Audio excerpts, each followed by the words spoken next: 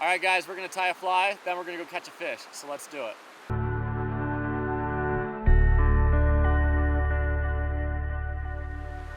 All right, so this fly is gonna be very similar to the last fly that I tied in the previous video. We're gonna use size number 2 hooks, and this is gonna be an articulated version.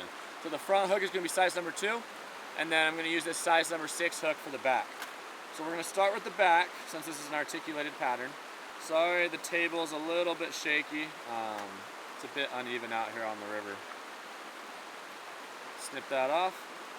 Then what we're gonna do is we're gonna take some squirrel tail right here.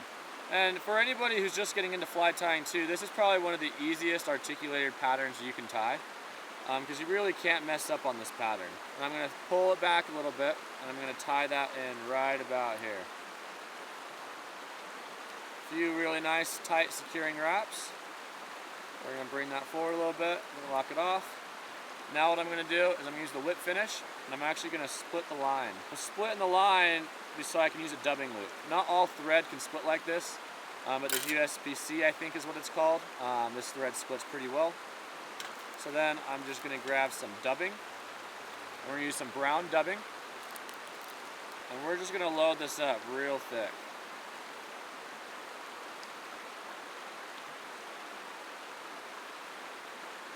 And then we're just going to tie that in. And I like to fold the fibers back as I tie. Then we're going to take this, we're going to fold the dubbing down, and this is going to make the spine of the fly. Hold that right there. I do 2 loose wraps. And then you can kind of pull it tight and pull down. It's a little bit rainy today. So the material's getting a bit damp, but that's okay. Usually this fly puffs up a lot more.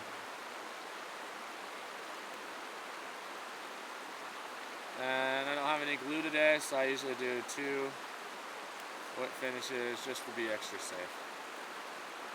Just like that. And that's the tail of the fly. So now we'll take this off, and we're going to add in that size number 2 moonlit hook right there. Now if you guys want to check this vise out, I actually have a discount link in my description. It's a really solid vise, really good one for the price, and I highly recommend it. This is from Moonlit. But yeah, check out that discount link. The discount's applied at checkout, and it actually helps me on my channel.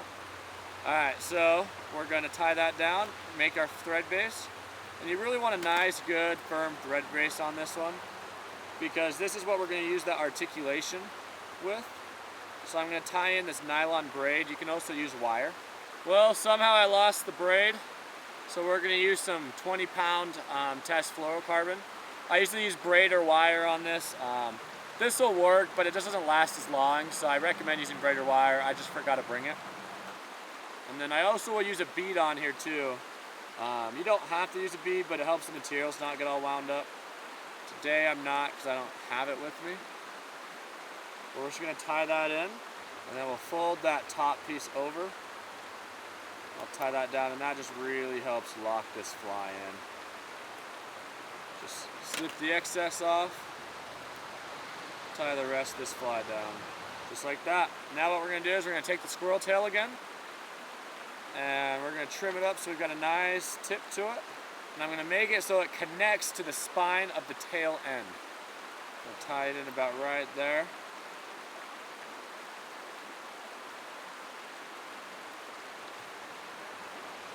Fold that back with the securing wrap.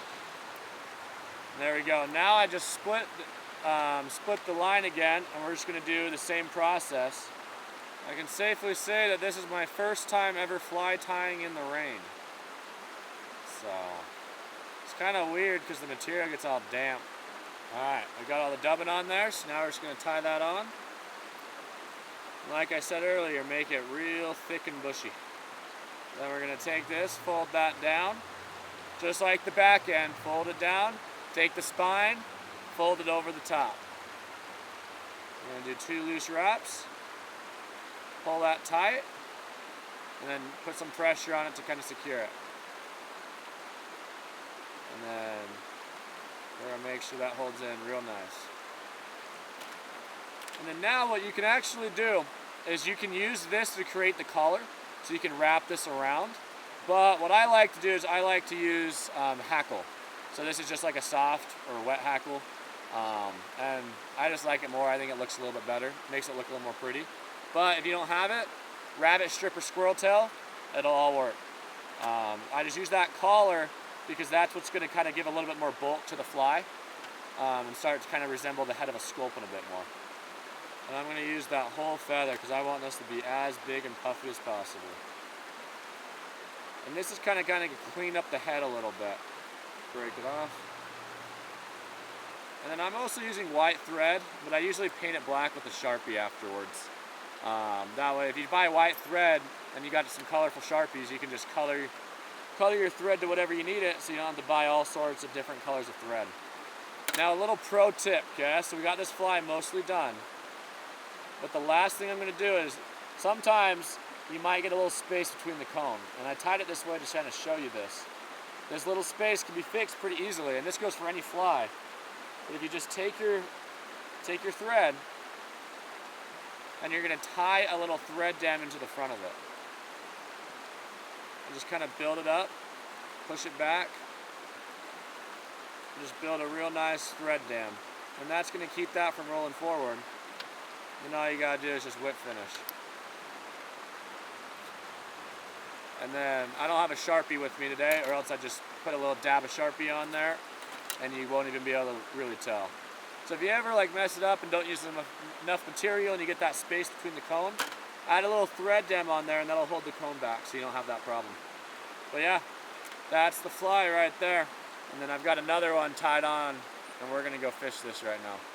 So yeah, let's get on the river, let's do it. All right, got the fly all tied up. Now we're gonna go fish it. We're fishing on the Nirvana Phoenix glass. And yeah, let's see if we can catch something.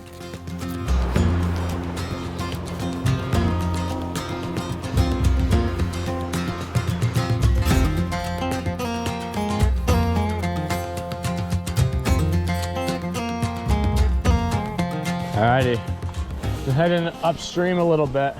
So I just did a big loop around, coming back to the river, and then I'm gonna fish going down. And that fishing down with streamers, I always have better luck. You can fish up or down, but I get better hook sets when I'm stripping it down, fishing with that current. So let's see if we can get anything here.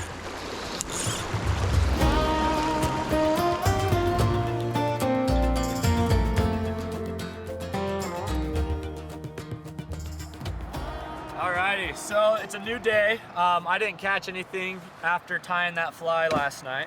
So I came back out. We're gonna try to get into some fish today. We're in a different spot on the river. And this door keeps falling on me. I don't know what this problem is. But anyway, we're at a different river, different spot, but we're gonna be fishing the same fly. So let's get on it.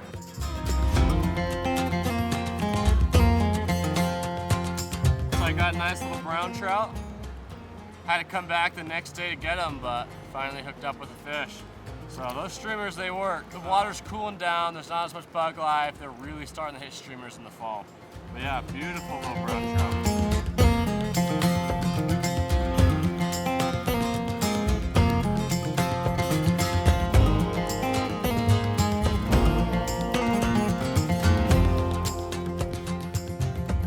Got another one.